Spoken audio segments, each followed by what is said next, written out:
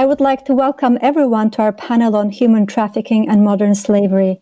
It is an honor for me to moderate this panel with such distinguished panelists who have been working so hard on eradication of this, one of the worst forms of exploitation of the most vulnerable people across the globe, which causes deep suffering. Human trafficking and modern-day slavery are very complex cross-cutting phenomena, and they are one of the fastest-growing criminal industries because, unfortunately, they're perceived to be a very high profit and low risk activity. International law, police action, and international efforts have tried to address some facets of this complex phenomenon through prevention, protection, persecution, and partnerships. But far more needs to be done. And faith-based actors have unique strengths and resources and opportunities that make them important partners in the work against this global problem. Human trafficking and modern-day slavery have been considered as one of the most heinous and immoral crimes according to many faith traditions. Strong voices have given a priority to this topic, and an array of religious initiatives have been developed to address the issues, but coordination among them and with secular actors is generally poor. The commitment to SGD Target 8.7 to eradicate modern-day slavery frames this roundtable, which looks at strengthening both moral leadership and practical means to bring these evils to an end. Within this context, this panel is guided by three questions. What are the next steps as religious actors press to end this modern slavery? Can best practices be expanded? What partnerships can be reinforced to bolster action, including with businesses, public authorities? And how can G20 work with religious organizations to reflect the issues, priorities, and urgency? On that note, I would like to now turn to our panelists and invite them to speak 5 to 7 minutes. After each panelist, as Edward said, we'll give them opportunity to open up for questions and answers. Our first panelist is His Excellency Ambassador Ramon Blacqua. Ambassador Blacqua is the Ambassador at Large for Mediation and Intercultural Dialogue of the Ministry of Foreign Affairs, European Union and Cooperation for Spain. The floor is yours, Ambassador. Thank you, Dr. Aisha, and thank you for inviting me. Thank you to the CAICID for this extremely timely initiative. I think we all tend to forget that slavery is not something of the past. Modern slavery, as you said, is a fast-growing business and is growing on the back of several phenomena. One of them, obviously, is the proliferation of conflict that affects the most vulnerable, and that turned migration from economic venture into sometimes a trap in which the most vulnerable, especially women and children, are sometimes caught. And we are all looking at the political elements of conflict and rarely at this side effect that, or we consider it a side effect, such as human trafficking. But in my view and in my experience, the problem of the drivers of conflict is that they create a new perverse economic dynamic that makes the conflict not just the result of the original reasons that started it, but in a profitable way of preserving new sources of income for those who have the power to take advantage of this situation. So in that respect, from a Spanish perspective, we are trying to have an integrated approach to, and that's why the post that has been recently created joins mediation, conflict resolution, intercultural and interreligious dialogue. Because often this is not just a political discourse, this is not just an ideological issue, it's sometimes linked to religious justifications or excuses.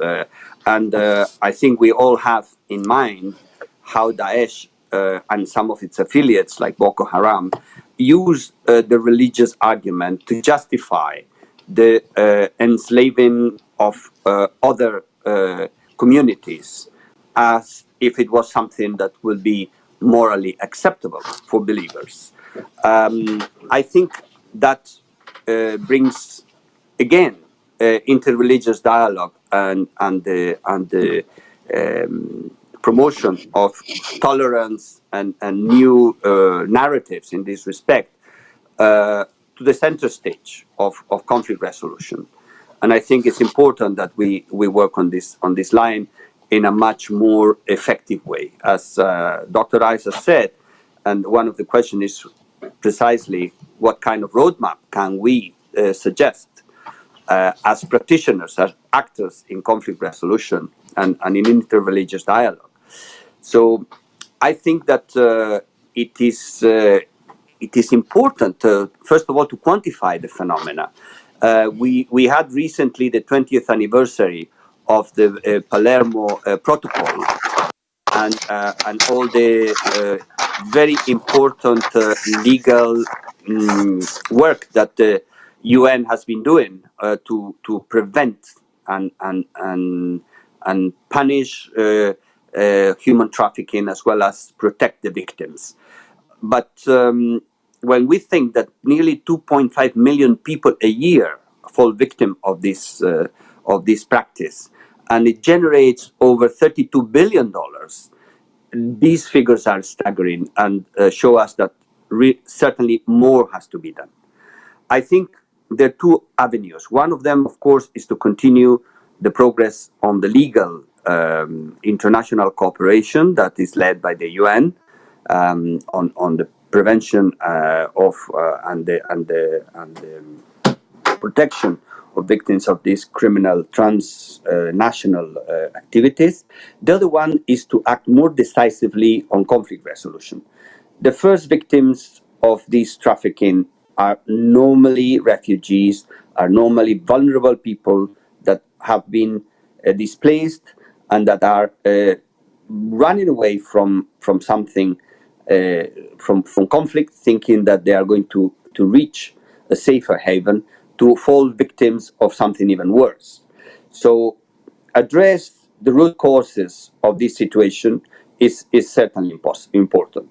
We are trying to incorporate an element of prevention of human trafficking when designing our actions and preparing our action plan. And we have another ambassador at large that is working on mostly gender issues, but with whom I cooperate closely to really incorporate those elements in our conflict resolution strategies. I think in cases like Syria, in cases like Libya, in cases like Iraq, we have seen the magnitude of this problem and how it doesn't become just a problem for the victims, it becomes a problem for our societies. For Europe, it has been a tremendous shock, the effect of this wave of Syrian migrants after the crisis. The question in Libya is also very much fed by human trafficking networks that take advantage of the chaos and the conflict to increase their operations and actually smuggle people from other countries through the coast and into Europe. So we are certainly very much part of the problem, and we need to address it. Obviously, partly is the demand. We have to be aware of when we benefit or we use services or products that have been made thanks to this sort of modern day slavery. The case of women and children that are being also exploited, sometimes in sexual networks, prostitution, trafficking is also another element in which we need much more awareness. So, and I think that in order to leave time for the debate, because I think it's very important that we incorporate that those questions. I would like to conclude that precisely because some of these groups use religion as a way to justify how they can inflict this kind of modern day slavery on other communities. You know? And I mentioned the case of Daesh and what the tremendous tragedy that was suffered by the Yazidi community and other minorities in the case of Iraq. I think that the message is already there too. And I remember this quote from Ibn Arabi that who lived in Spain, what was Al-Andalus at the time, and who has one of the most beautiful messages in terms of dialogue and coexistence, tolerance. And he has this poem, the field in which the gazelles graze, in which he proclaims to be as much the rock of the Kaaba as the Torah or the church in which the pilgrim rests. And he proclaims that the religion of love I only follow. So I think we need to really take this message at heart, because when we dehumanize others because of their beliefs, because of their faith, because of their ethnic or gender, we are already entering into a path that goes against the message that all religions have actually promoted, in terms of looking at the other not as something different from us, but as part of the same divine creation from which we all come. So thank you so much, and we'll follow from there. Thank you, Ambassador, and thank you for linking this issue to conflict resolution and highlighting how at times of conflict, especially the displaced people, the refugees are most vulnerable, and also bringing up the issue of how some of these groups have been using religion to justify this horrific crime, and the importance of countering these religious interpretations with the beautiful religious traditions that we have. Thank you so much. Our second panelist is Dr. Hani Dawa. Dr. Dawa is the deputy of the senior media advisor to the Grand Mufti of Egypt. He is also a member of the Interreligious Platform for Dialogue and Cooperation in the Arab World, and as the representative of the Grand Mufti. Dr. Dawa, please go ahead. مساء الخير. Good evening, everyone. Sometimes technology is a source of problem, and in some other time it's a source of grace. Anyway, I would like to say hello to everyone. It is a pleasure to participate to this very important high-level debate that is discussing a phenomenon that many people are facing. Our objective is to try to attenuate this dramatic situation and to try to put an end to all kinds of human trafficking.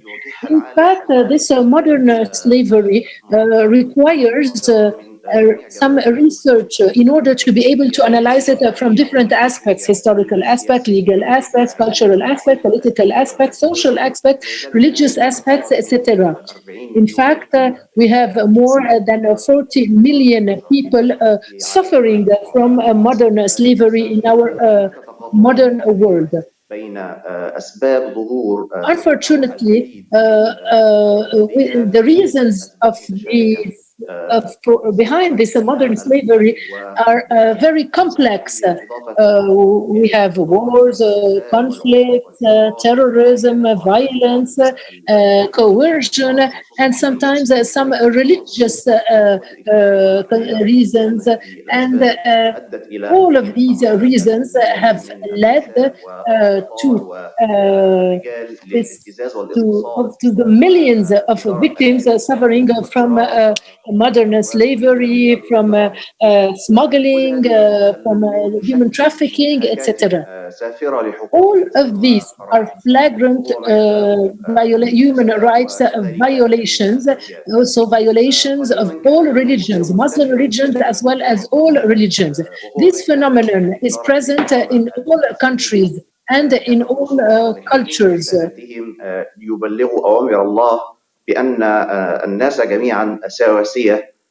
All people are, according to our religion, or people should be equal according to what the Prophet Muhammad said.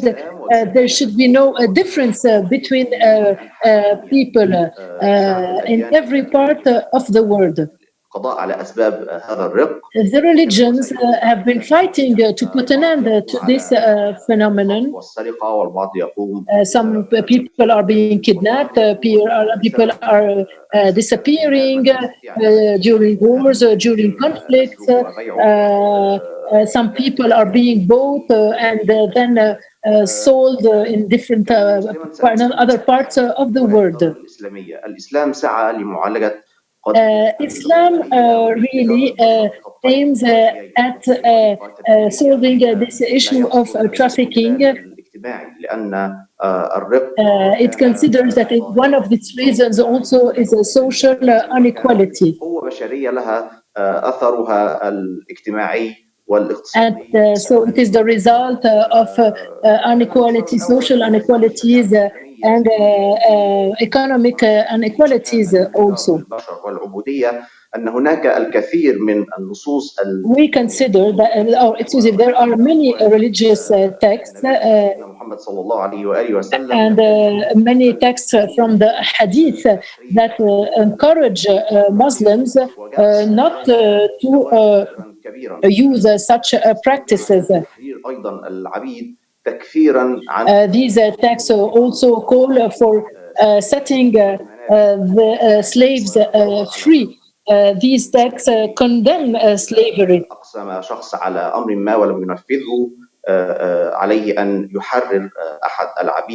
And in the past also people were supposed to free the slaves according to our text. So we always talk about freeing the slaves. Now it's a new reality. The modern slavery is a new reality.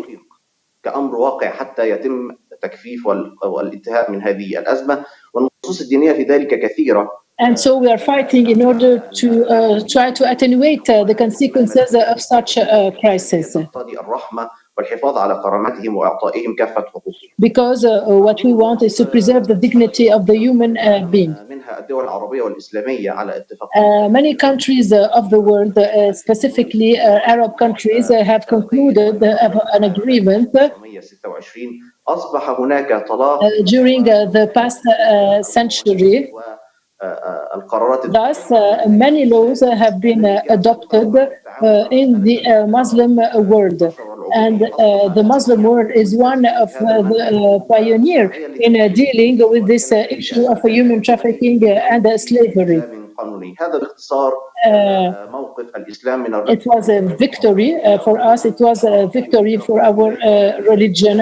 And I really wanted to emphasize on this in order to correct some false ideas and prejudgments. Ladies and gentlemen, all the slavery have ended. Now we have something called modern slavery. We have new types of slavery that are endangering the whole humanity. It is necessary thus to free the human being from these modern slavery, which are violations of the international law, of all the international conventions. It has become a reality. Modern slavery has become a reality. As I told you, 40 million people are victims of slavery, according to some statistics published. And as my colleague said, modern slavery have different types and takes different forms. I will not mention them no. Now, I will only focus on two types of modern slavery, and I will tell you how the religious institutions, the modern religious institutions, have dealt with these two types of modern slavery. First, we have the marriage of the minor girls, which really has a very negative impact. It is a phenomenon that we find in many Arab countries, and it is the result of the heritage and traditions prevailing in the Arab countries, and sometimes a misinterpretation of the religious texts. Unfortunately, this phenomenon has spread, particularly among the Syrian refugees and the Syrian migrants. Again, I would like to tell you that the position of the Muslim religion is against this, because we consider that this really have a negative impact on the young girls. What we want is the welfare of the young girls, whether physical or psychological welfare. That's why we have called for the necessity to prohibit the marriage of minor girls. There are also laws related to this goal and this decision. The second type of modern slavery that I would like to mention is the work of the children labor. We have 26% of children who are, or 26% of the slaves, of the modern slaves are children. They work in houses, they work in industry, they work in agriculture, and they work in many other different fields. In some countries, children are being kidnapped. In other countries, they are used by political parties. Daesh also has exploited many children. In Egypt also, we have many children aged between 12 and 17 that are working. That's why we have adopted laws. And I would like to tell you also that the moderate Muslim Islamic institutions have published fatwas in which they confirmed that it's very important that we have to fight against this phenomenon of children working and against the exploitation of children. Even the Prophet Muhammad was against this.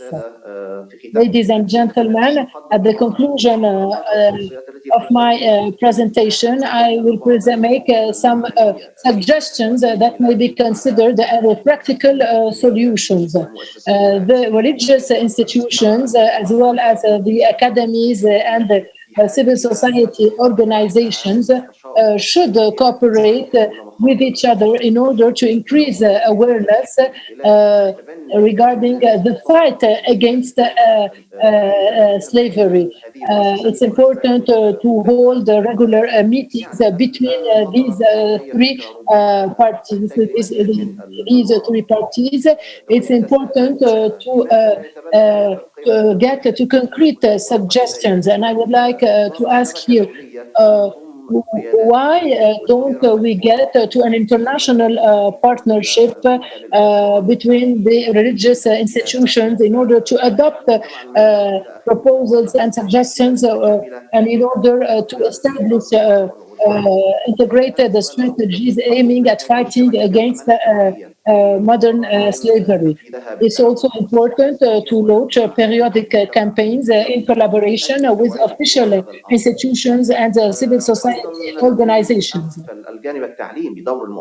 Let us not forget also the role of schools and universities. It's important to include in the curricula of these schools many programs related, many courses related to this issue in order to create awareness, in order to increase awareness. that I'm thinking in a loud voice. I have offered you some suggestions. We should discuss all of this. I think that the religious institutions may really be partners, efficient partners in the fight against human trafficking and modern slavery. We have Islamic institutions, we have Christian institutions. All of them receive donations. Why no? Don't you think that we should allocate a part of these donations for this fight against modern slavery and human trafficking? And in order to help a family, so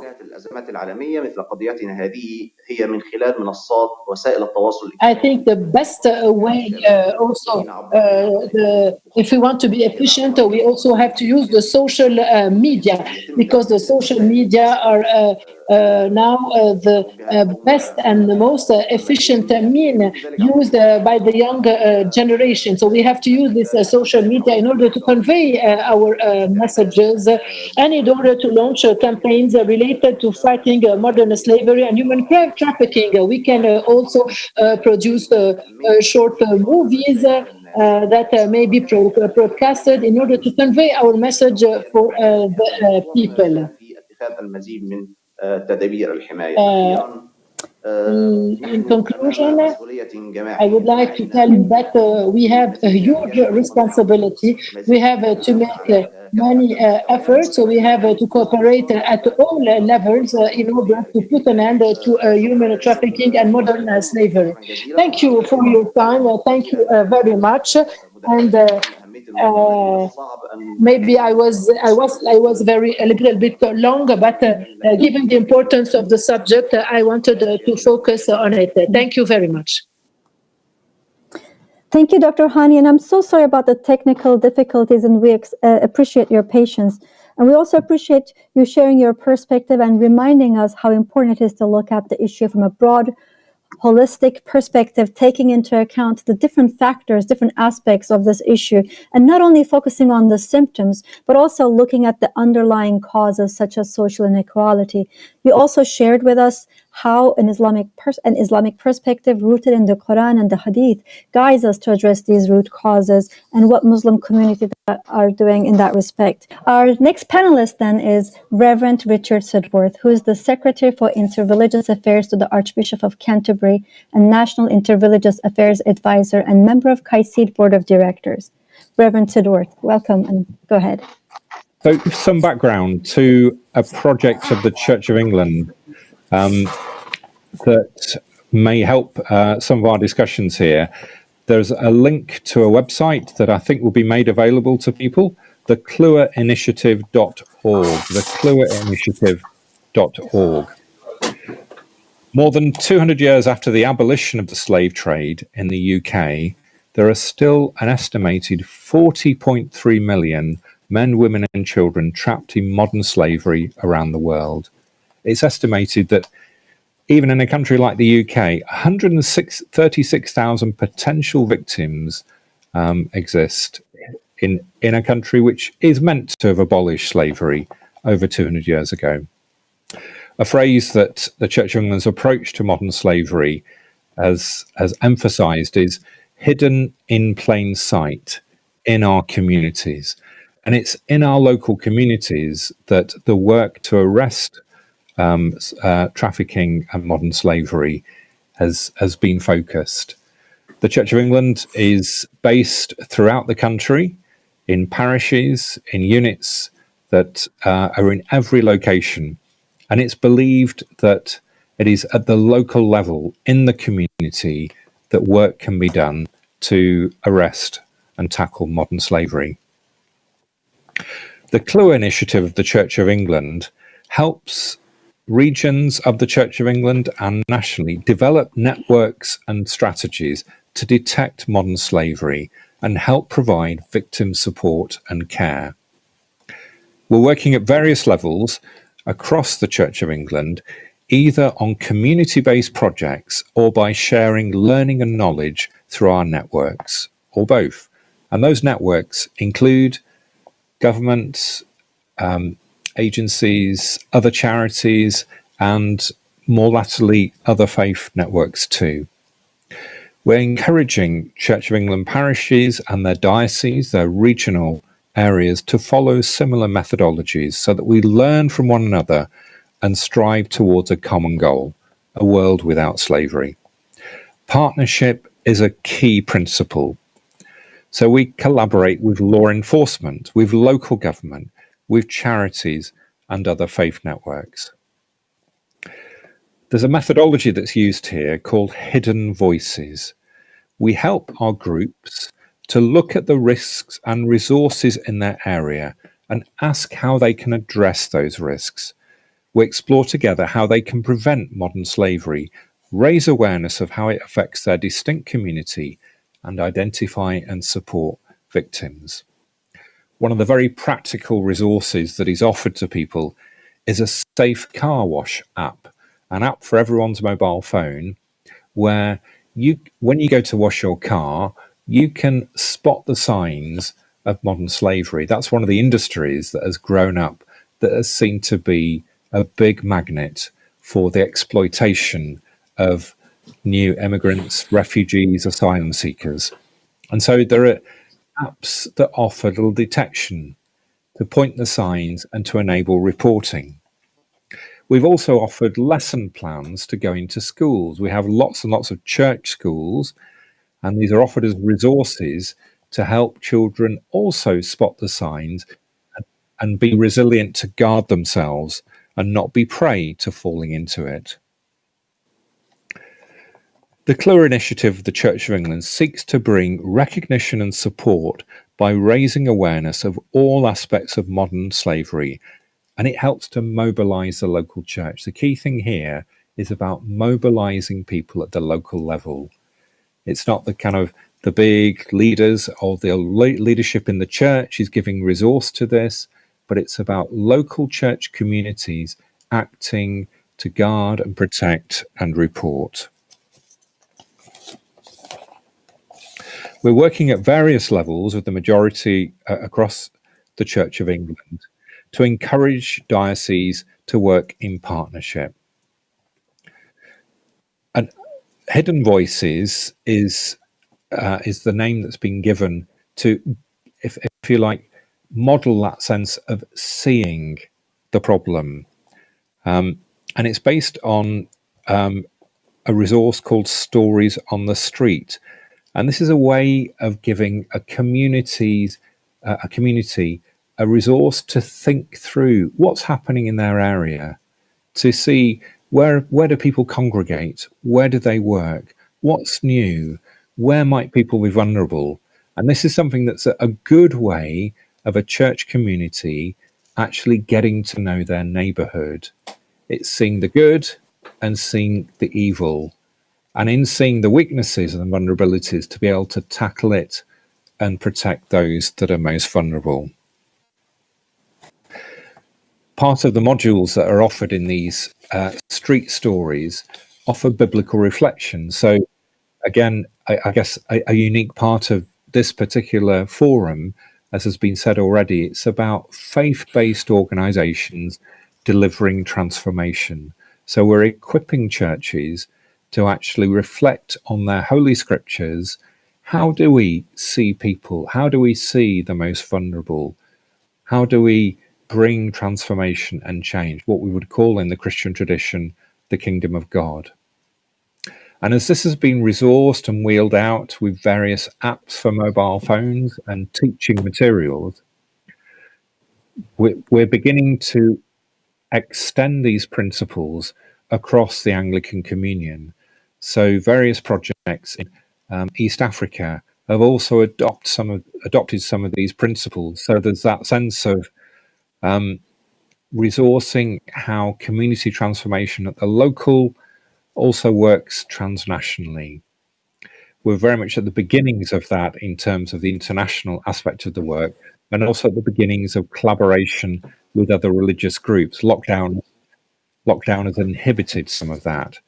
But the key thing is that there's a commitment here that a faith-based community, a church community, can make a difference at the local. I think a key underpinning that we bring to that in the Christian tradition is that everyone is made in the image of God. God sees, and if we see, we can be partners in the work of God in protecting, guiding, and guarding people who are most vulnerable. Thank you.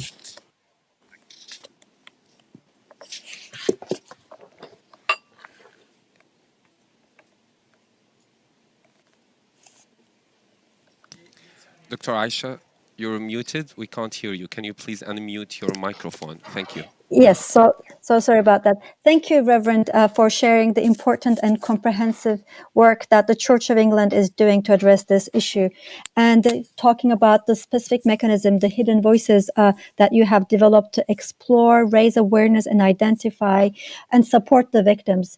And that'd be great. It would be what I would be curious to see how this mechanism would work in other contexts, how it would be similar or different in other religious contexts as well. And next, I would like to invite Mr. Kevin Hyland to talk about his perspective. Mr. Hyland is the former first independent anti-slavery commissioner of the United Kingdom. Among his many accomplishments, he is also the author and the main protagonist of the Sustainable Development Goal 8.7, which aims to eradicate human trafficking by 2030. Mr. Hyland, floor is yours. Good evening and welcome to everybody across the world, wherever you join us from, and thank you for asking me to speak today. This week, the 18th of October, marks the European Day to recognise human trafficking and modern slavery and all its horrors. This year marks the 20th anniversary since the introduction of the UN Palermo Protocol to suppress human trafficking, and is also 5 years since the signing of the highly acclaimed Sustainable Development Goals, launched by Pope Francis in New York. Who could not be humbled and take reflection of the sight of Pope Francis driving through New York to the United Nations, not in a stretch limousine, but in a Fiat 500. During the same visit in 2015, when he stepped away from the pageantry and pomp of lunch on Capitol Hill, this was purely to share time with the homeless. At the time of the Sustainable Development Goals, there was renewed energy, hope that the plight of the marginalised, the poor and those who face inequality would be driven by a global enterprise and unity as never seen before. Sadly, since that time in 2015, I think it is fair to ask, has our world regressed? In his opening speech at this year's United Nations General Assembly, the Secretary General said, "The foundations of our world have been shaken to the core by COVID-19. The pandemic has pushed us towards the worst recession in decades, with terrible consequences for the most vulnerable." He then went on to say, even before the virus, inequalities were growing. The benefits of globalization and growth had failed to reach millions upon millions of destitute people, deepening their already profound despair. His remarks rightly focused on the COVID pandemic, but importantly reflected that even before this crisis, millions upon millions suffered across the world. The global commitments of the SDGs and the numerous international instruments are ambitious but critical, even more so now. The symptoms of human trafficking are evident in every nation, every city and town, yet the causes often remain untapped, operating freely with impunity, or through willful blindness, or unwittingly fueled in financial transactions or investments, business and trade transactions, including in government procurement. These are all things that the G20 Leaders Summit has recognised over the past 3 years. The notion that human trafficking is inevitable in some countries or regions has resulted in that very thing, exploitation being inevitable. Socio-economic norms need to be restructured to remove human trafficking and exploitation from within their architectural design. Now, as we ourselves feel the anxiety of uncertainty, hesitance, possibly feeling hopeless, and a fear of failure, this is a time when we should reflect on the tens of millions worldwide who have suffered for years or even a lifetime in these states of anxiety, in the darkness of human trafficking and modern slavery. But reflection itself is not enough. We need to move to action, not merely words, with strategies that remove risk, that replace impunity with responsibility and accountability to prevent these crimes in the first place. Coronavirus itself has unveiled areas of exploitation, previously unnoted clusters of people hidden in supply chains, now being identified, perhaps not just because of the risk to them, but because of the risk to our health. This includes in the garment sector, agriculture, fishing, construction.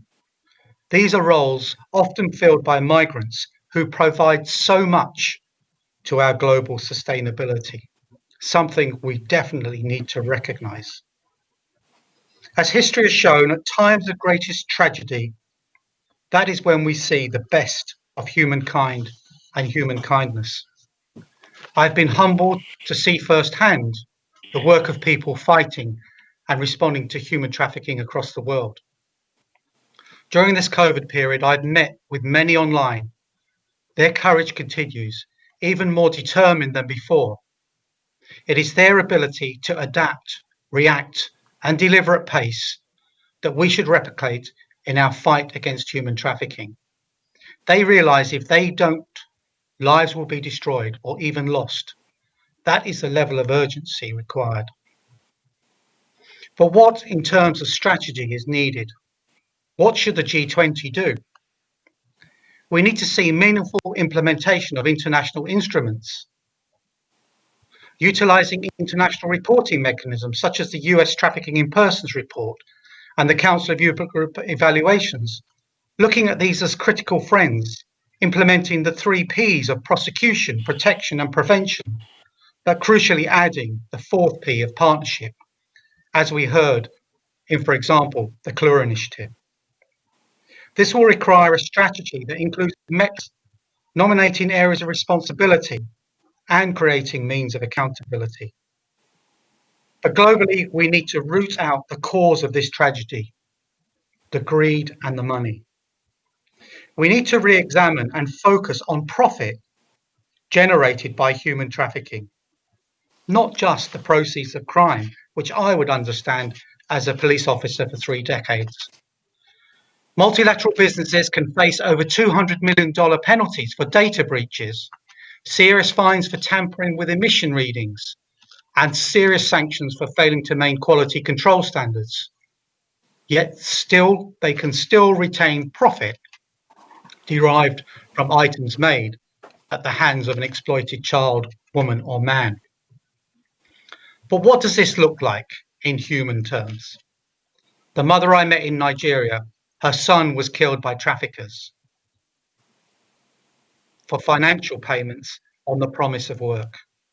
In Libya, I met a 15-year-old girl who had been taken from her parents to fuel markets in Europe. The British girl, aged 14, traded as a commodity for sexual gratification by British men, or the 7-year-old Romanian girl ending up as a servant in a London suburb. All these people contributed to the 150 billion US dollars generated by this crime each year. So I believe we need to remove commercial profit by introducing a notion of tainted money, scraping the profits for reparation and to fund the fight against modern slavery. No one should be allowed to profit from this crime. We have the UN Guiding Principles and the Dhaka Principles, which say that companies should not have recruitment fees, that say that funds and monies must go to workers, as often they are the people giving monies back to their families through remittances so their own families can develop. We need to make sure that nobody profits from this crime. And if they do, there needs to be a sanction. I believe that people of faith can be the driver for a change in the moral leadership to the position where humans are no longer a commodity for sale or exploitation. This will take extreme determination and great leadership, placing people at the front of the queue, particularly those who are vulnerable, as our new world order emerges from COVID-19. If we do not take this opportunity now, the aims of the Sustainable Development Goals may be lost for generations to come. Let's not allow that to happen. Let's not let down future generations. It can be people of faith who drive this agenda, create the responsibility, call to account where necessary, so that the people that I've met, whether it's the 15-year-old girl who is from Eritrea or the young child in London, so that they are supported and that future generations no longer have to be exploited in the same way that they have done. Thank you very much for asking me to speak. Thank you so much, Mr. Hyland. And thank you for linking this issue to the COVID-19 pandemic, which exacerbated the situation and negatively impacted the most vulnerable even much further. And also thank you for sharing about the initiative on patent money and the importance of how do we prevent this from becoming a lucrative business? How do we eliminate the profits? I'd like to try to turn to Dr. Hani Dawa right now, if he is able to join us, Dr. Hani?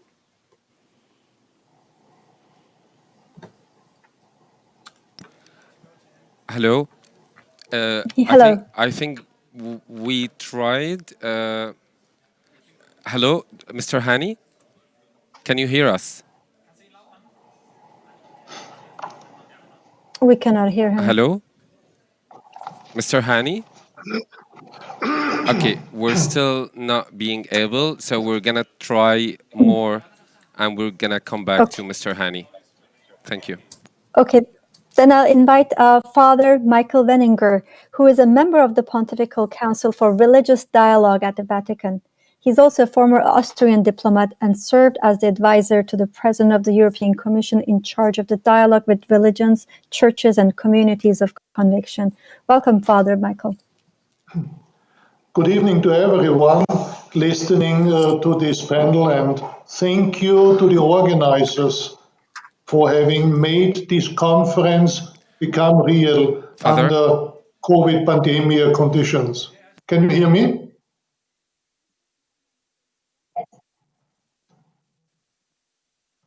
Distinguished colleagues and ladies and gentlemen, the facts speak a frightening language when we have to talk about 40 million victims per year. مليون هو عدد ضحايا. In the long-term average of scientific analysis,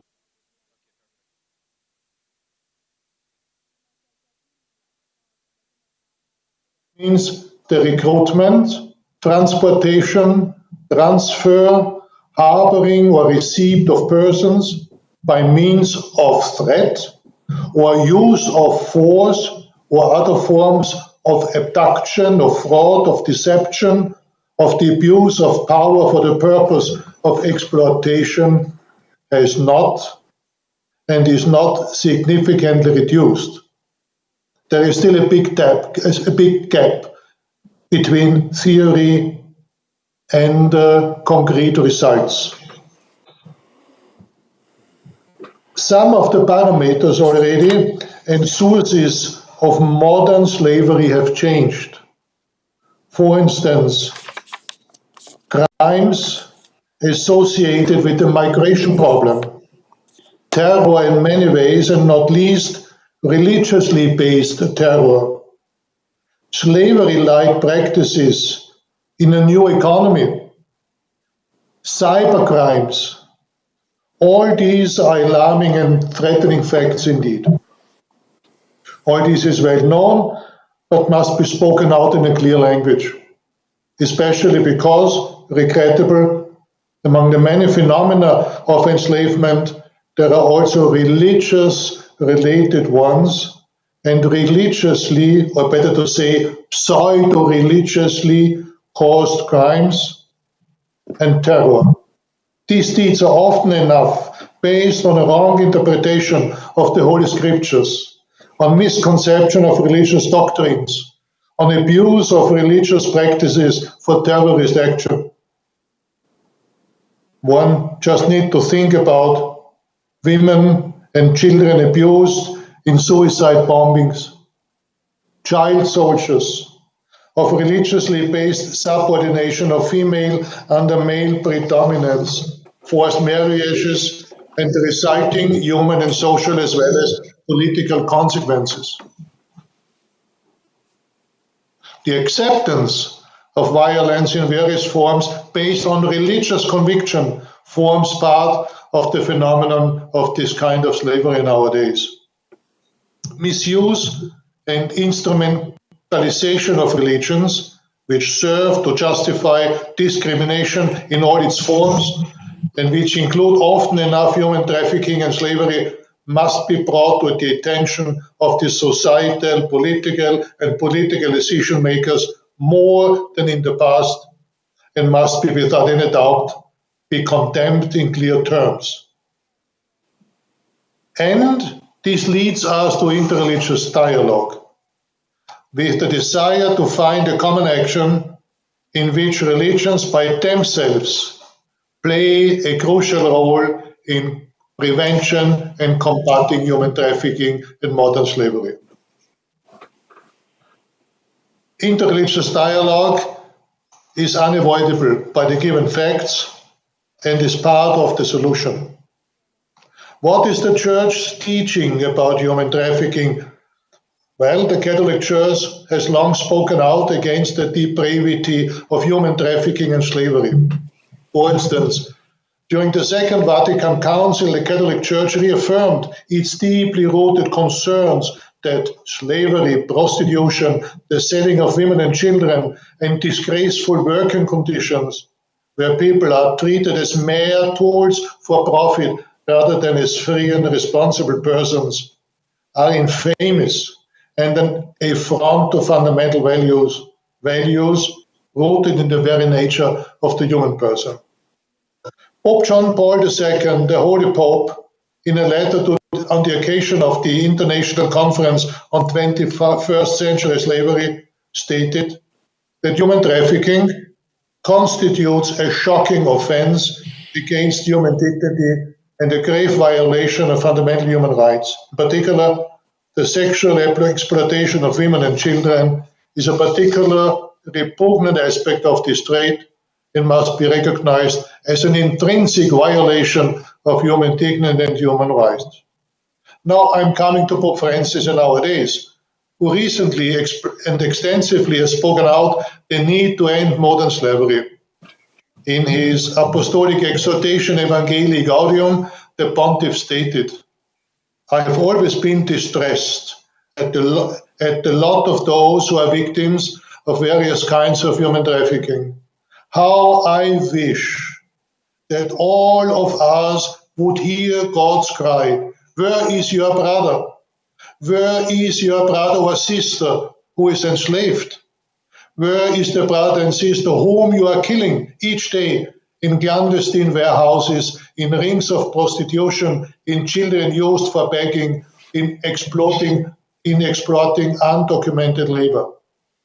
And very recently, the document on human fraternity, subtitle "For World Peace and Living Together," which is signed by Pope Francis and the Grand Imam of Al-Azhar, Ahmad Al-Dayeb, on February the 4th, 2019 in Abu Dhabi, follows the teaching of the Church, and at this occasion in harmony, together with the teaching of Islam, of crucial importance, a joint document signed by the Roman Catholic Pontiff and one of the most leading Grand Imams of Islam.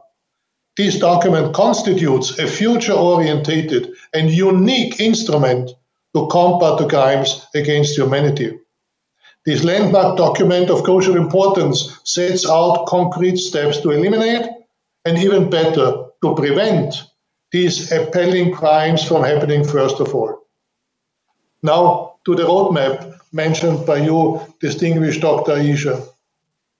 Means of prevention include the right to education, education of which so many young people are prevented, to work, to be granted the right of exercise one's political rights, and the liberation of women from all constraints that are contrary to their own dignity, among others. Pope Francis never tires of fighting the outrageous crimes of modern slavery, and the recent encyclical letter Fratelli Tutti, signed and made public on October 4, speaks a very clear language in this regard. Just to quote a single important passage from this important document. The Holy Father says, we should also recognize that, even enough, the international community has adopted numerous agreements aimed at ending slavery in all its forms and has launched various strategies to combat this phenomenon. Millions of people today, children, women, and men of all ages, are still deprived of freedom and forced to live in conditions akin to slavery. Today, as in the past, slavery is rooted in a notion of the human person that allows him or her to be treated as an object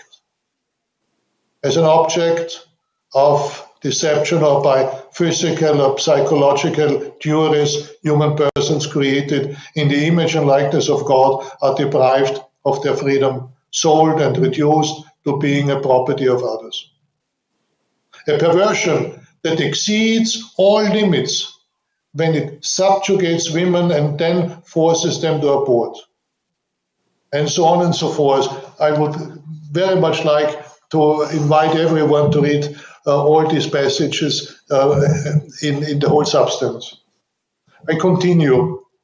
The multiple forms of human trafficking and modern slavery are often related to institutionalized violence, gangs of smugglers, marauding combat groups, religiously motivated terrorist groups, religious-based social structures that prevent emancipation, and many more, and many more. What has thus to be done? Crucial to fight for the elimination of these structures, and I emphasize structures which enable modern slavery and lead to an extremely lucrative business.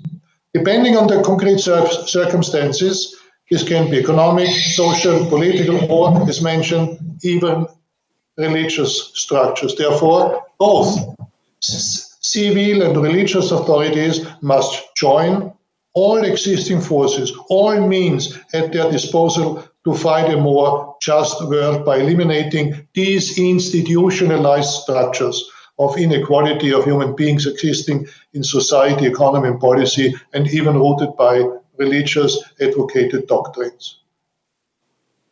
Often, when considering the reality of human trafficking, illegal trafficking of migrants, and other acknowledged or unacknowledged forms of slavery, one has the impression that they occur within a context of general indifference. Sadly, this is largely true. Indifference. The public looks upon this tragedy, but sadly often is not able enough to combat. Yet, I would like to mention the enormous and often silent efforts, nevertheless, which have been made for many years by religious congregations, especially women's congregations, to provide support to victims. This immense task, which calls for courage and perseverance, deserves the appreciation of the whole church and the whole society. Yet, of itself, it is not sufficient to end partial scores of the exploitation of human persons. There is a need of a threefold commitment on the institutional level: prevention, protection of victims, and the legal prosecution of the perpetrators. And moreover, since criminal organizations employ global networks to achieve their goals, efforts to eliminate again the structures behind demand a common and indeed a global effort on the part of all responsibility and competent sectors and authorities of society. In order to try to give an answer, I would like to sum up the essence of my plea. In some parts of the world, religion is manipulated and abused in order to violate the dignity of the human person in the worst possible way. But the very essence of true religious conviction is to promote and to safeguard the dignity of all human beings, and thus the fraternity of humanity. Authentic religion is therefore not a part of the problem, but a part of the solution. And again, I refer to the necessity and to the essence of interreligious dialogue, for which CAICID in Vienna is giving a remarkable model. One should not forget that CAICID, the King Abdulaziz Center for the Interreligious and Intercultural Dialogue in Vienna, for the first time in history, is an international organization based on international law and working according to international structures, organized by the religions themselves to meet their own needs. And this is unique. We never have seen in history an international organization based on international law in favor of intercultural and interreligious dialogue as we see it within the framework of CAICID. As I can speak for the Catholic Church, to give prominence to the countless men and women with an uncounted number of institutions and bodies which devote themselves self-sacrificingly and blessedly every day to the fight against human trafficking and modern slavery. This again is reality. And others do the same. And therefore, let us unite. Thank you for your kind attention. Thank you, Father, and thank you for bringing up this statement from the Pope and talk about this important joint document that you mentioned, which is unique in its way of setting up the roadmap in that area. And I want to check if Dr. Hani is with us. Otherwise, I know Ambassador Ramon has to go, and I would like to give him one last word before he leaves and ask him one of the questions that's presented to him about his work in terms of how to relate conflict resolution and the interfaith dialogue in terms of responding to religion being used to justify such horrific crimes. So, Ambassador, did you want to add very quickly before you leave? I know you have to leave in 5 minutes, and then if Mr. Hani is ready, we can go to him. Well, I think that conflict resolution has to move beyond a bit a narrow view of the political conflicts, of the ideological issues, of the struggle for power in terms of political actors, and really concentrate on how conflicts are impacting on the communities, are impacting on the most vulnerable, and I think it should be also included the same way that gender has become already a transversal issue in conflict resolution. Extremely clear that the role of women in peace building is essential. I think that trafficking and modern slavery as a result of conflict is one of the elements that we have to integrate in our projects. We are trying to certainly include this element because conflict and migration, conflict and the flows of refugees are very clearly linked. If we don't work more actively in conflict prevention, we are going to have many more refugees going through borders, risking their lives, and because of that vulnerability, falling prey of traffickers and other exploiters that sometimes it's not big criminal organizations. Sometimes we all have a little advantage from those in vulnerable positions that have to offer their work and have to offer services for lower wages than legal workers. So at one point, it is all an integrated issue. I think what we have to look at this is not as a problem that doesn't touch us. It's a problem that does not only happen when people are caught in the web of this in these dark webs of crime, but often is also part of our daily lives. I think it's been very much highlighted by some of the speakers previously. So yes, I think conflict resolution needs to address the question of trafficking in a much more determined way, because it's true that legal instruments, it's true that policing, judges have a great role to play.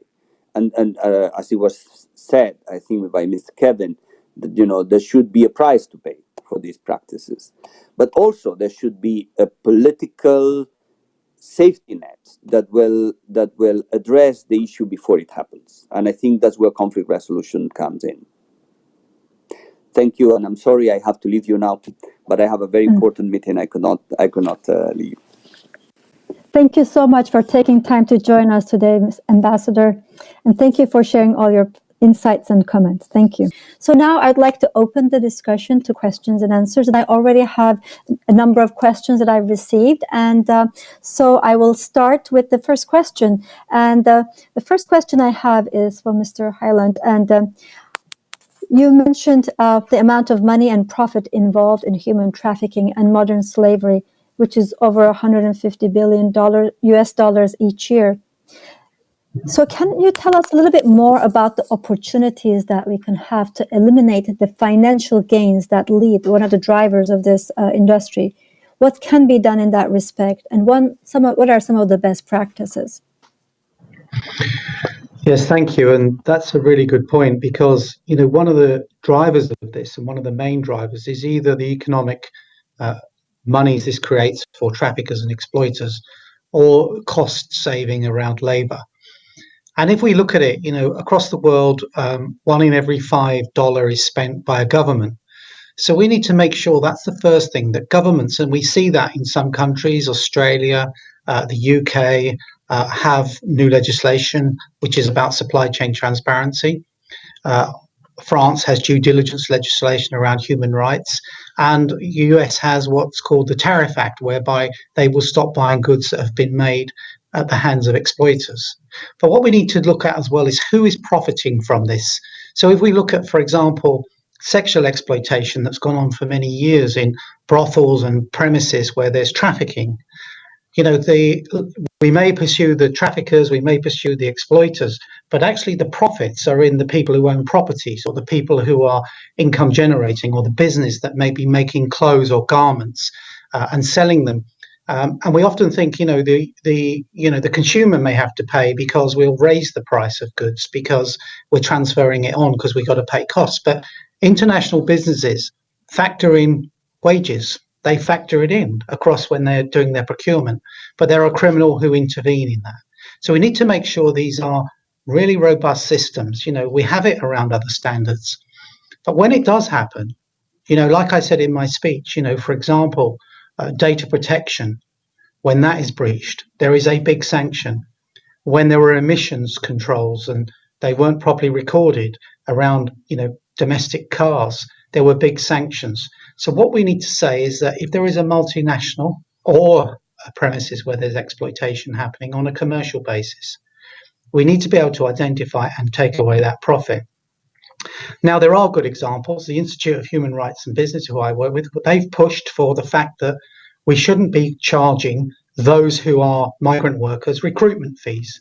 And there's been lots of success. Some countries have brought in laws Qatar, for example, have done some issues around legislation. We've seen it in other parts of the world where, in Southeast Asia, where there is a move to eradicate recruitment fees. And so they are good models whereby we make sure that those who are most vulnerable aren't paying very large sums to move to work elsewhere. So there's where we need to change. We need to make sure that work comes with dignity, that we're not charging exorbitant fees. And another thing we need to do is to start looking at how do migrant workers get access to banking and bank accounts. Often they travel for work to send remittances back. Around the world, 750 billion transfers around the world in remittances. Over 600 billion of that is low and middle income countries. So we need to look at ways of making sure those remittances are transferred safely. And at the moment, they'd be charged about 12% for a remittance, much higher than perhaps those of us who have bank accounts would be charged if we did the same thing. So we need to look at all of that money, all of those processes, so that work, and when you travel for work, it becomes something where you can earn money, where you can be safe, and where the money that you transfer does go to your families, which is somewhere where many countries in the world are spending money on development. Well, let's allow their own money to go back to their families so that their girls and their sons and their families can be properly looked after, receive education, be able to put food on the table and develop their own communities. That is going to be crucial, particularly in the coming years when global aid budgets are very likely to shrink. Thank you, Mr. Hyland. Another question I have is, according to the U.S. Trafficking in Persons report, convictions for offenses against human trafficking are very low compared to numbers of identified victims. Why is this so? And what is being done to improve this on the world stage so that criminals are brought to justice? And there was no specific person this question was asked, so I open any of your input. Okay. Certainly. Did you want me to come in on that, Dr. Aisha? Yes, please. Yes, please. So if we look around the world at the moment, last year, out of the 40 million, there was 118,000 victims were identified through official systems, which isn't even, 0.2 or 0.02%. So over 99% of the time, victims are being missed. Prosecutions are even lower. And globally, there was about 11,000 convictions last year, which again, against the scale of offending, is really low. And, even those who were in forced labor didn't even get much above 500, or it was around 500 for the entire planet. So there needs to be a refocus on this. We need to remember this is driven as a crime. It needs a human rights approach, but it also needs countries to start to upgrade their processes to respond to this. The UN Security Council plays a crucial role in this, and it has raised this on a number of issues, particularly around the links to terrorism and exploitation, funding terrorist activities. But what we need to do is we need to see this translated, what the Palermo Protocol says, what the Council of Europe Convention says, what the EU directive says, where it's relevant to EU member states. We need to make sure this translates into action so that actors on the ground, whether that's law enforcement, health, education, transport, cross-government approaches are developed around the 3 Ps, and I think the 4th P, which I mentioned in my speech about partnership. But I think also we need to start recognizing, we heard from the work of the Catholic Church, and we need to start recognizing and engaging more widely with civil society and faith groups who bring so much to the table. I saw that firsthand as a police officer when I was working in London, those relationships, how they can assist, the information, the access. We need to really collaborate that so that then we're building trusting environments where victims feel confident to come forward, not just because they're coming forward to the statutory agencies like the police, but because they can come forward without fear of repercussions, so that we can support them. And then also so that the agencies like the police and other law enforcement and the prosecution departments get that information and start mounting robust action against the criminals, not just working in one country, but working internationally and globally. And as one of the speakers said, the church and faith groups are international organizations, and to counter these international crimes and this international human trafficking or this human violation of rights, we need to work collaboratively. Then we will see those numbers of victims coming forward, more being rescued, and we will see the convictions to move from impunity, low risk crime, to something that becomes high risk. And at the same time, we start to push down that 150 billion so that this doesn't continue being a crime where there's large profits.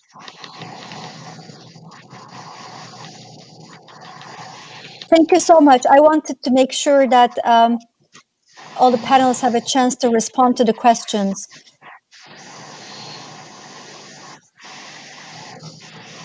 Was there anyone else who wanted to add to that?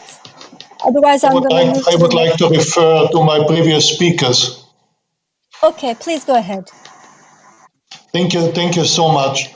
Sure. Yes. I am very grateful. I'm very grateful to the comments of my two previous colleague speakers, in particular to Commissioner Hyland, because indeed, what we have to face in this very complex issue, to a certain or to a large extent, injustice is institutionalized. Exploitation is institutionalized. Abuse is institutionalized. Sexual exploitation is institutionalized to gain money and to use the money for buying arms, for making administrations, to enable other crimes, and so on and so forth. And therefore, we have to combat the existing structures, these unjust, institutionalized instruments which we do have in our societies, in economy, in policy, and in the religions. The religious related structures which enable misuse, abuse, and all these exploitations and so on needs to be faced.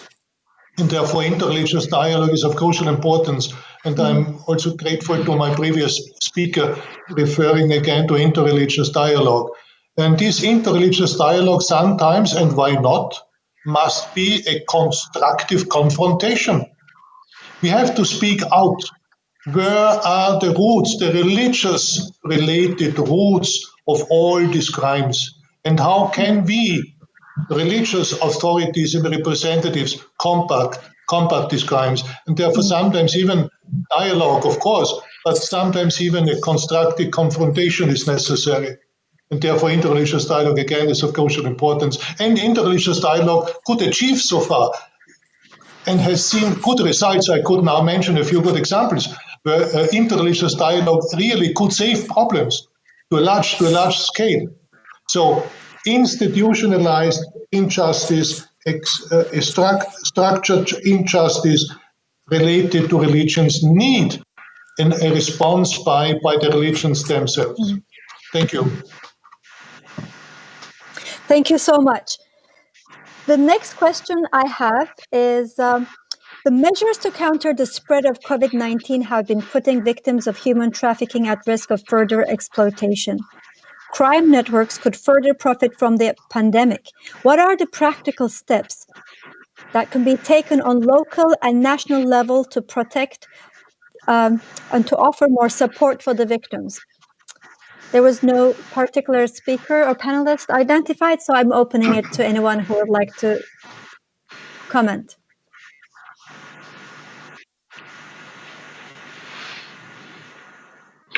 I wonder if I could chip in then. Richard Sudworth from the Church of England. Thank you. I think one of the things that we've been learning in the UK with the kind of localized measures and apps to help resource people in tackling human slavery and trafficking is there's a helpline. So there is a human modern slavery helpline, where if you have a concern, you can ring a number and be offered advice. And if the situation looks like it is an issue of trafficking and modern slavery, then that can be reported.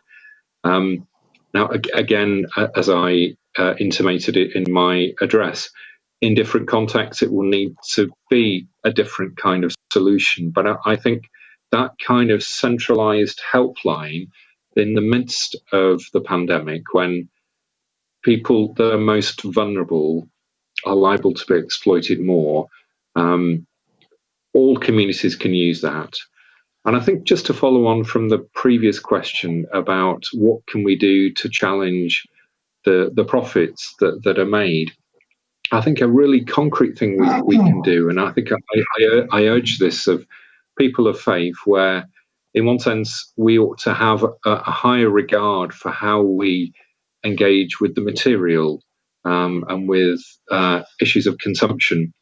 What do we choose to buy? How do we choose to employ people? These are questions within our power and control, and oftentimes it's easy to displace it on authorities and governments and the big macro geopolitical issues. But sometimes it's the choice of which shop we go to, which products we buy, whether someone working in our home as a domestic worker from another country, whether we know what kind of freedoms and choices they have. I use the example of the app for car washing, what agricultural products we buy, and knowing the source so that we can properly honour and give dignity to all people. Thank you so much. Mr. Halen, I think you wanted to also comment. Yes, thank you. I think following on from the previous speaker there, COVID has identified, things like, for example, in England, the expose of people in the garment industry who have been there for not just during COVID, but previously, many hundreds being exploited. And we need to really look at that and focus on that because, the costs of the development of the products are all factored into. The cost of the labour isn't shortchanged. It is actually the cost of the minimum wage, but someone somewhere is taking that. And we see that there are extremely large bonuses that some people are earning, even though there's exploitation. But so COVID has started to expose some of these things, and we need, good measures as we're moving forward that actually prevent that. Because this is on a whole scale, as we heard, 136,000 people across the UK. But the Organisation for Security and Coordination in Europe has actually produced a guidance about COVID for what nations should be doing. But it does translate into something local, because when that help is needed, it is something that needs to happen locally. When you come across that situation of somebody who is in need of help, it needs something happening there and then so it can help that person. And churches and faith groups are available in every community. And I saw that as a police officer, being asked to go to a church in South London with a bishop and being asked to meet with a number of people from the Filipino community, expecting to meet one or two. I met 67 who were all hidden in communities being exploited.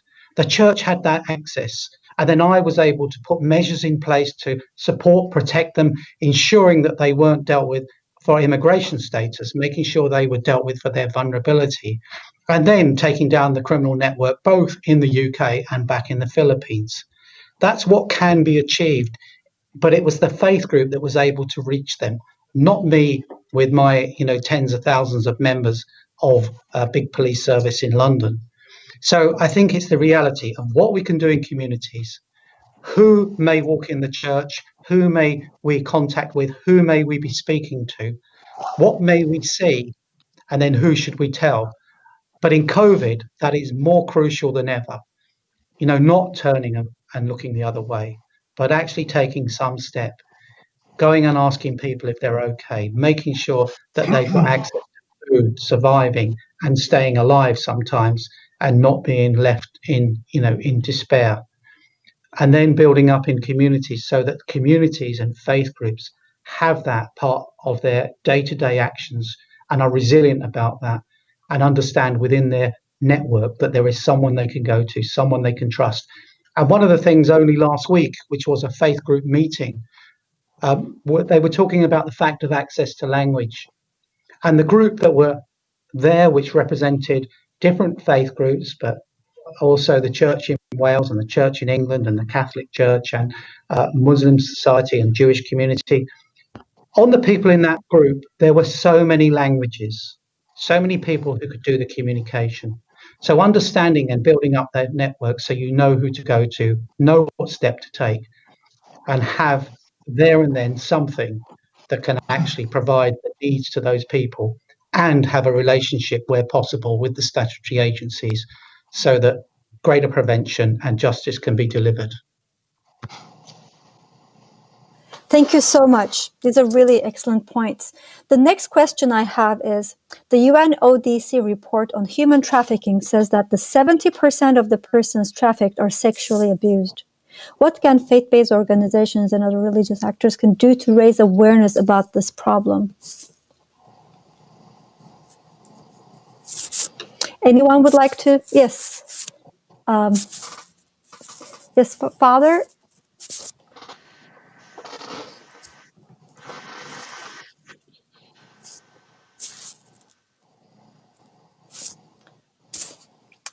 Father Veningrad, did you want to add? I would like to refer to question 5 and 6, please. Yes, please go ahead. And let me read the next question then. We need to create a strong interreligious institutions in conflict areas especially. It would be very exciting to see interreligious cooperation on this issue. What can we do? And the next question related to that, I'm going to open it up for everyone. First with Father responding. It is not evident that religions are defined in their essence by respect for human life. There is also a strong connection between religion and violent practices. And how can we adopt a more common message among religions that reaches everyone, religious leaders in communities of believers who are in areas of armed conflict? I'll just end there. Please go ahead, Father. Thank you so much. To the question, to the needs to create strong interreligious institutions, indeed, this is of crucial importance.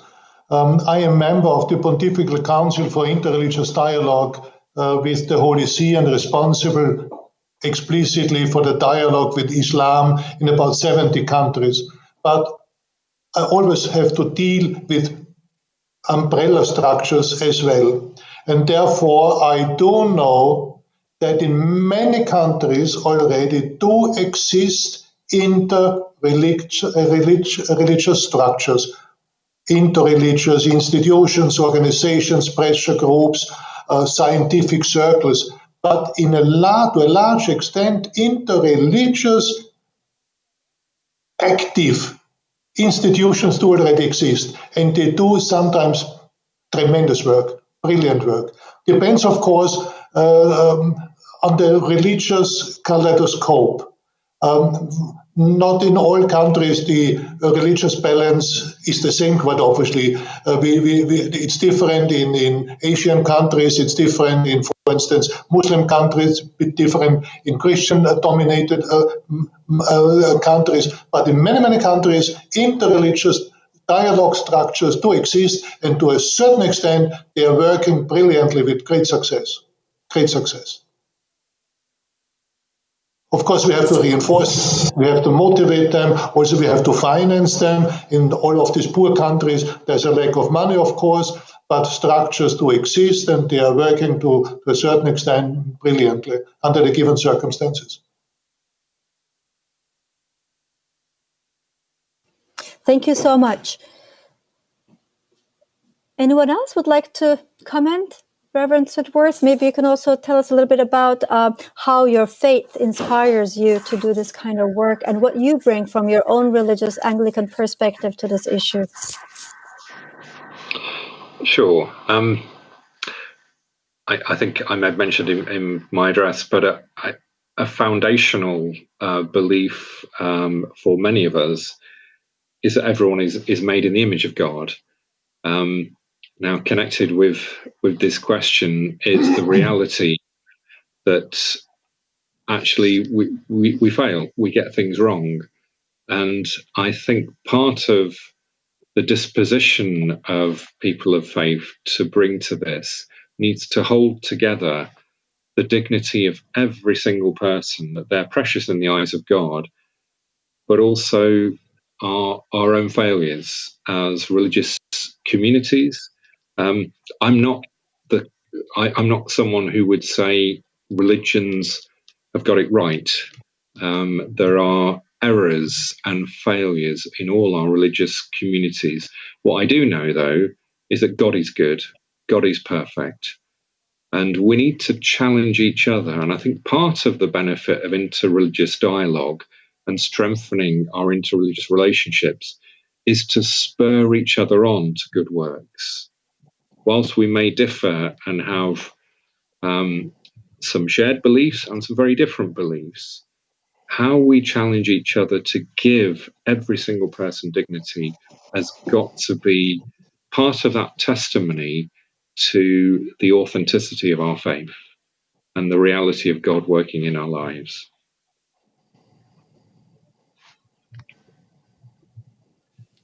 Thank you so much.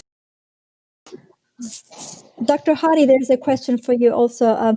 In some contexts, religious leaders play a big role in early marriage along with the social norms. How can we combat that? And also, if you could like to add how Islam responds to some of the challenges that we're facing. You mentioned some in your presentation already, but if you could expand on what Islam can add and bring to this issue more.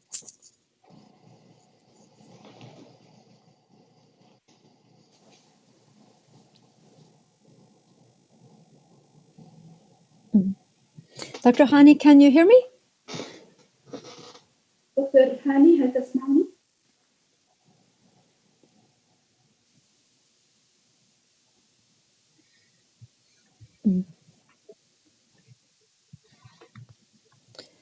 If not, we can come back. And there another question that I have from the...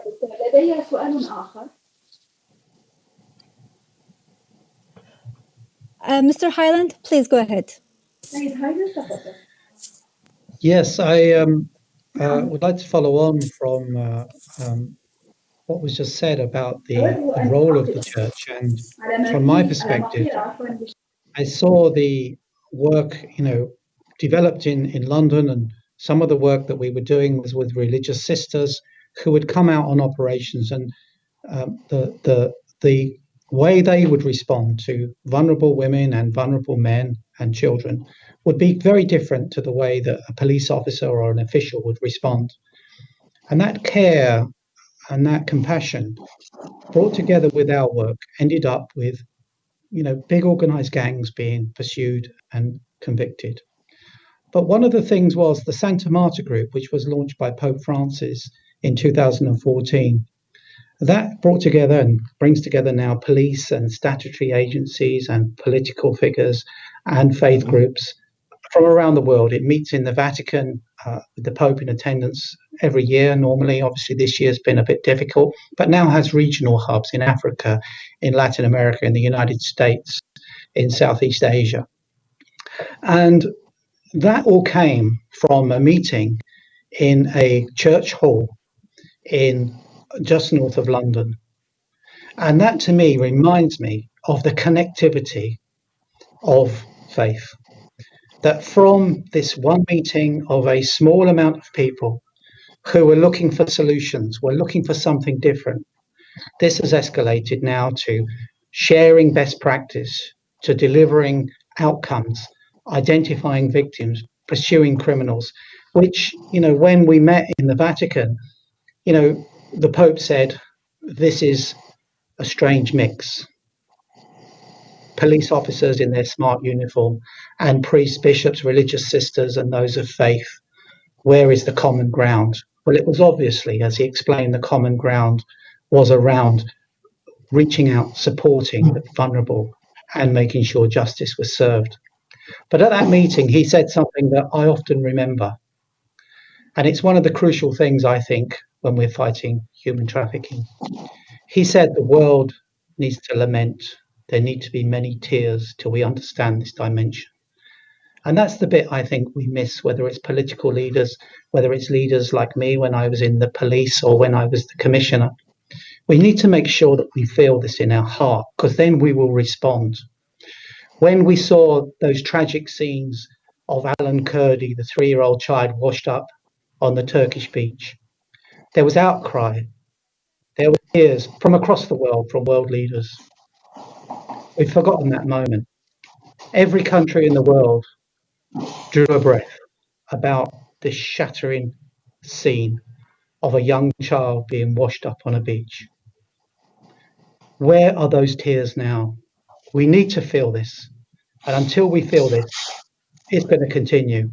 So that's where I think faith groups and people of goodwill can contribute and actually bring that difference, to change that leadership to a moral style where we realize this is something that we cannot allow to continue, and we feel in our hearts, but then act with our words and our actions to make sure the promises around the world are actually delivered and are just not promises that are empty.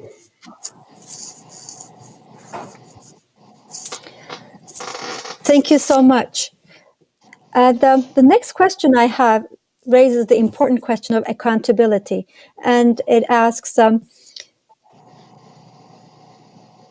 lack of accountability on the part of the governments and corruption as to the problem and aggravates it. Can we do about this?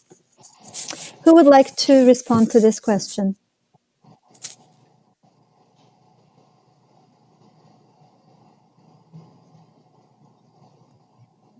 Excuse me, can you please repeat the question, because there was like a problem with the connection. Thank you.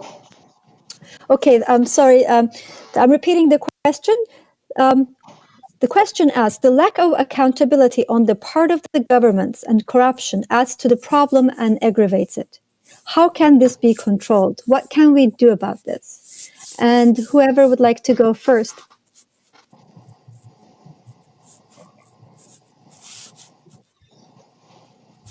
Mm-hmm.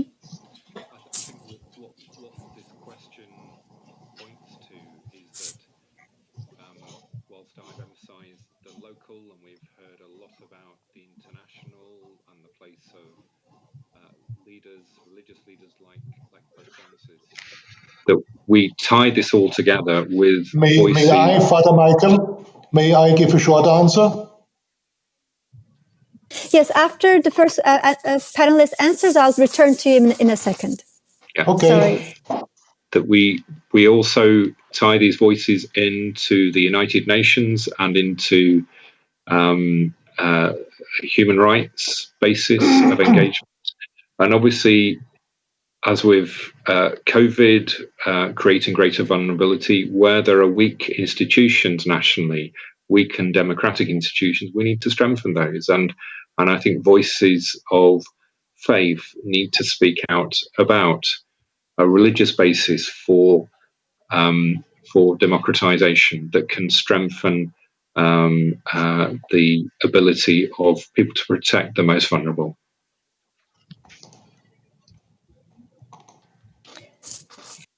Thank you, Reverend.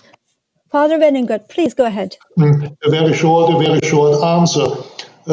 In this respect, when it comes to the relationship between religions, churches and the states, quite obviously, churches and religions have a specific role to play and a specific responsibility.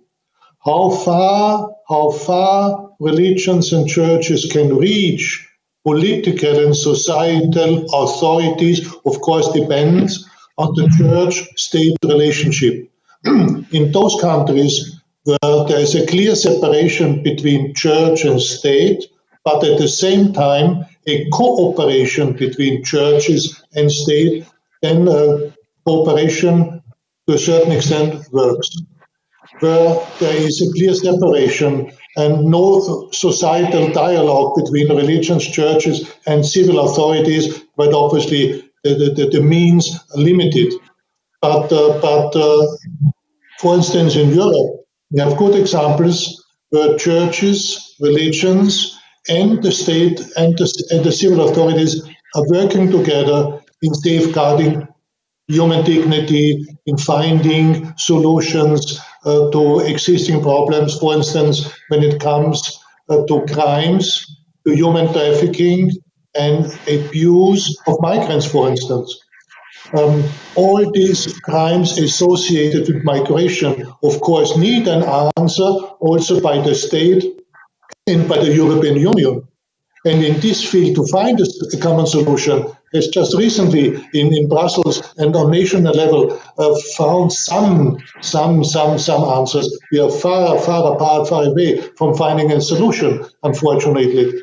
But migration, for instance, is an issue where churches and religion have their say, have their influence, must be heard. And as long as we can't find a common solution on some national and the level of the United Nations, I'm pessimist. But this is a very good example where religions and churches, together with the civil authorities, are partners. Can I come in there as well? Thank you so much. Yes, please, go ahead. Yeah, I think it's also very important for religious groups and faith groups to contribute to the international reporting mechanisms, whether that's the US State Department Trafficking in Persons report, whether that's the Council of Europe Convention group of experts, and a number of other mechanisms, whether that's around the ILO protocols or whatever they are. I think understanding those and contributing to those. I can tell you where that has shown. In the UK, for example, the Modern Slavery Act, which has seen a groundbreaking and had the first legislation with a transparency requirement of business. There was a member of the Church of England, one of the House of Lords, Bishop Alistair Redfern, who was on the committee for the legislation and drafting. The church and faith groups of all groups fed into that. I know the same in Australia happened, and the church in the Archbishop's diocese in Sydney have now started to make sure that their supply chain has transparency in its purchasing, and they brought that to the government both in New South Wales and also at the Commonwealth level, and there's new legislation there. And the church is actually shaping what that legislation should look like and doing the advocacy to make sure that's delivered. So I think that the people of faith and faith groups can feed in politically at a very senior level to shape policies, to create measures, and they have accountability, etc. I think that is critical in making change. Very rightful. Yes, go ahead. Very rightful. Very true. I couldn't understand. Could you repeat that, please? It is very, very right. So it's very true. It's very true. And because of the specific role churches and religions have to play, for instance, the European Union has established an open, transparent, and institutional dialogue between the European institution and the religions and churches. I'm very grateful to my previous speaker for his comment. It's very, very true. Very true. Yes, thank you, Father. And so we have a few minutes to wrap it up, and I wanted to give all of you an opportunity to add anything you wanted to add, any final remarks, any final comments you would like to go. And maybe we could start with the same order that we had earlier. Reverend Sudworth, would you like to go first to add any of your final comments and opinions? Yeah. I guess my final point, thinking of the distinctive nature of faith communities, which we've heard, it's local, it's international. There are key leaders that have a platform like the Pope that can speak very powerfully and authoritatively. But I think one thread that is really important in all of this is that I think people of faith bring hope. And actually, we need not be discouraged. And because ultimately of our trust in God, of a better future, but all these interrelationships, which include our dependencies on each other, communities that are different from each other, where we can work together. We have the potential to beat this, to bring transformation. And we should not think that this is just a fact of life that will continue forever. Slavery was ended in the UK officially. It's coming in you guys. We can get rid of it, and we can get rid of it across the world as we work together in faith with God and in prayer and action. Thank you. Thank you so much. Mr. Hyland, would you like to add and share your Yes, final thank comments? you. Thank you. I entirely agree with Reverend Sudworth and his very wise words there.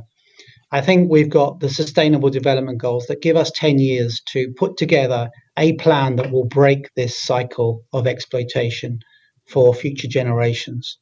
I think the work of faith groups, as the Reverend said, operating in grassroots levels to the global strategic level is going to be one of the key factors and key actors and players in making that happen. So I say to people of faith and people of goodwill, never underestimate what your contribution can be. And when we bring that collectively together, we will see, as Reverend Sudworth says, the achievement of breaking this model, just like was done in the times of William Wilberforce back in the 1800s. If we want to do it, we collectively come to do it, we will do it. And we will then turn those 40 million who are suffering into people who contribute and have freedom, and we will strip that 150 billion from the hands of those who are profiting from evil and profiting from exploitation. Thank you so much. Father Wenninger? Yeah, the distinctive and very complex subject of human trafficking and modern slavery, of course, cannot find simple solutions. But there are excellent examples how religions and churches now have a new way of thinking about their own conceptions with regard, for instance, to the creator, to the relationship between men and women. And if we can enforce these modern thinkers, these modern theologians to reflect even more in this direction, the direction is just perfect. Second, we need to motivate or to donate, even with money and with all our prayers and all our means we do have in our hands, all these activists on the grassroots. There are numerous institutions, organizations and activists who are doing brilliant work in so many countries in the world on the very local and regional level. We have to motivate them and to support them wherever we can. And as far as the interreligious level is concerned, we do have a say. We do have a say with regard to each other, and we do have a say with regard to the civil authorities. There are a good example again, these Abu Dhabi document signed by Pope Francis and Al-Tayyib, the Grand Imam of Cairo, is a good example, and some other joint efforts which give a good example that the interreligious dialogue works. But in any case, we have to fight step by step. We are far apart from finding a solution, but let us pray, let us be as active as possible and optimistic, and leave everything in the hand of the world or the godness to which we are praying. Thank you so much, Father. Dr. Hani, would you like to add your final comments, your perspective here with us, share with us? Can you hear us, Dr. Hani? Dr. Hani? هل تسمعنا دكتور هاني؟ هل تسمعني دكتور هاني؟ Dr. Hani, can you please unmute yourself? دكتور هاني.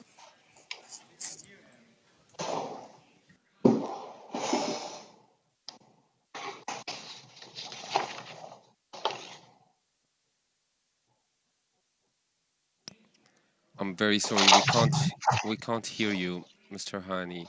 I'm very sorry for this. Yes, should we?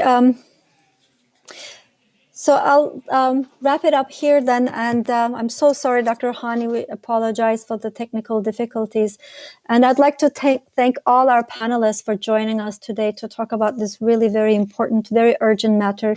We appreciate your comments, your insights, and we're looking forward to working together to address this very important issue. And I turn now to Mr. Edward to conclude the session. Thank you to you, organizers, for having made everything happen. Thank you. Thank you. Thank you all. Thank you, Dr. Aisha, and thank you for all the speakers for this fascinating and important conversation. Thanks also to our audience for joining us on the first day of the G20 Interfaith Forum. I hope you have enjoyed it. Please let us know via the evaluation form posted in the chat, and that you will consider coming back tomorrow when we will be focusing on the faith response to COVID-19. We will be starting at 4 p.m. Riyadh time with a plenary followed by panels at 18:15 on three main topics. The first one is about faith communities in partnerships to address the pandemic. The second one is about religious actors and multilateral responses, priorities and accountability.